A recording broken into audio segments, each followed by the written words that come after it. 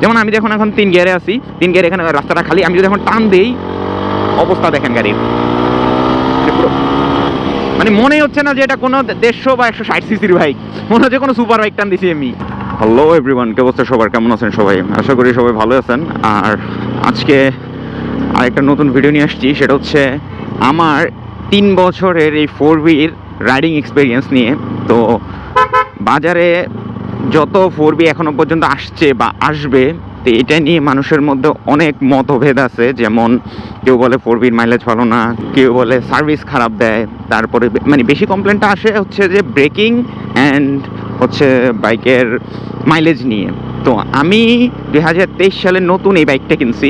তো 2023 থেকে 2026 পর্যন্ত এই 3 বছরে কি প্রবলেম ফেস করছি অ্যান্ড কি ভালো দিক ছিল আমার এই বাইকটার, সবগুলাই আপনাদের সাথে এই ভিডিওতে তুলে ধরবো। তো পুরো ভিডিওটা মনোযোগ দিয়ে দেখবেন। যেহেতু এই সেগমেন্টের মধ্যে সবচেয়ে প্রিয় বাইক আমার 4B, তো সেক্ষেত্রে ভালো দিকগুলো দিয়ে প্রথমে শুরু করি। যে 3 বছরে কি ভালো দিক আমি পাইছি এবং কি খারাপ দিকগুলো আমাকে পেইন দিছে। যদিও তেমন একটা খারাপ দিক ছিল না, বাট তাও ছিল। অনেস্টলি বলার চেষ্টা করব যে 3 বছরে আমি কি ভালো এবং খারাপ দিক ফেস করছি এই বাইকটার মধ্যে। তবে কিছু খারাপ দিক নিয়ে যে দোষও ফেস করছি সেটাও বলবো।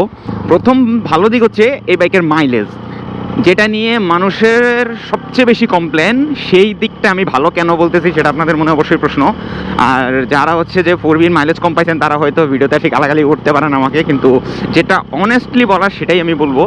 যেমন এই সেগমেন্টে বা এরকম কমিউটার বাইকে বা নেকেড বাইকে বা এই প্রাইস রেঞ্জের মধ্যে 4 ভ্যালভের একটা ইঞ্জিন থেকে আপনি কতটুকু সর্বোচ্চ মাইলেজ আশা করতে পারেন না? 60 থেকে 70 আপনি 125 সিসির মতো মাইলেজ আশা করতে পারেন না, বা 50-60 এরকম মাইলেজ আশা করতে পারেন না। আপনি সর্বোচ্চ করতে পারেন এটা থেকে মিনিমাম সিটির মধ্যে 35 থেকে 40, হাইওয়েতে 40 থেকে 45। এর বেশি আপনি কখনোই মাইলেজ আশা করতে পারেন না, কারণ 4 ভ্যালভের একটা ইঞ্জিন আর প্রচুর পাওয়ারফুল একটা বাইক, রেডি পিক আপ প্রচুর বেশি। তো সেই হিসেবে আপনার ওই রকম লেভেলের মাইলেজ আশা করাটা বোকামি। ফার্স্ট হচ্ছে এইটা। যেমন আমি এই 3 বছরে আমার বাইকের মাইলেজ কখনো আমি হাইওয়েতে 40-এর নিচে পাইনি। ওয়ান কাইন্ড অফ 40, 41, 42, 43 এরকম পাইছি। আর সিটিতে কখনোই 25-এর নিচে নামে নাই, 25-এর নিচে নামে নাই। মানে সবসময় সিটির মধ্যে 30-এর উপরে ছিল, 30-35 প্লাস ছিল। তো এটা একটা ভালো দিক আমার মতে। এখন অনেকের হয়তো বা 25-এর প্লাস মানে 30-35 মাইলেজে পোষাবে না, তো তাদের হিসাব টোটালি ডিফারেন্ট। দ্বিতীয় ভালো দিক হচ্ছে যে এই বাইকের পাওয়ার। আপনি এই বাইকটা চালাইলে বুঝতে আপনার খুবই কষ্ট হবে যে আসলে কি আপনি 5 গিয়ারের একটা কমিউটার সেগমেন্টের বাইক চালাচ্ছেন। এটা বুঝতে খুবই অসুবিধা হবে। কেন বলতেছি এটা?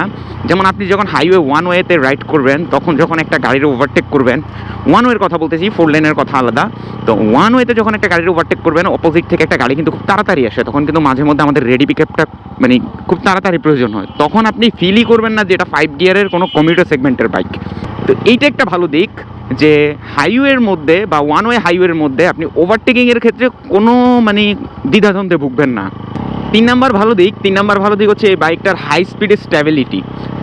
অনেকে বলতে পারেন যে এটার আবার কি স্ট্যাবিলিটি? আসলে স্ট্যাবিলিটি আছে। যেমন আমরা RTR 2V-তে, এর আগের ভার্সন যেটা RTR 2V, ওইটাতে দেখছিলাম যে হাই আরপিএমে বা হাই স্পিডে একটা ট্যাঙ্ক স্ল্যাপ মারার সম্ভাবনা থাকতো, কিন্তু 4B-তে আপনি সহজে এই জিনিসটা, এই ঘটনাটা দেখবেন না, বা এই জিনিসটা হয়ও না। কারণ এইটার হ্যান্ডেলবার আর ওইটার হ্যান্ডেলবার সেম না। ওইটা 2 পার্ট হ্যান্ডেলবার ছিল, এটাতে পাইপ হ্যান্ডেলবার ইউজ করছে।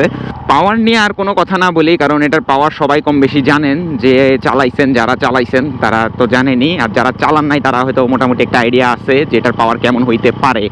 আর বিশেষ করে যারা দেখবেন যে স্পোর্টস বাইক চালায়, যেমন R15 GSX-R বা 5th গিয়ার না 6th গিয়ারের গাড়িগুলো চালায়, তারা দেখবেন যে কখনো যদি বাইক টাকার জন্য সেল করে দেয়, তাদের সেকেন্ড চয়েস থাকে 4B। কেন এই জিনিসটা থাকে? কারণ হচ্ছে যে তারা স্পোর্টস বাইকে যে পাওয়ারটা ফিল করতো, সেম পাওয়ারটা এই বাইকে ফিল করে। যেমন আমি যখন এখন 3 গিয়ারে আছি, 3 গিয়ারে এখানে রাস্তাটা খালি, আমি যদি এখন টান দেই অবস্থা দেখেন গাড়ির, মানে মনেই হচ্ছে না যে এটা কোনো 150 বা 160 সিসির বাইক, মনে হচ্ছে কোনো সুপার বাইক টান দিছি আমি, মানে এমন পাওয়ার।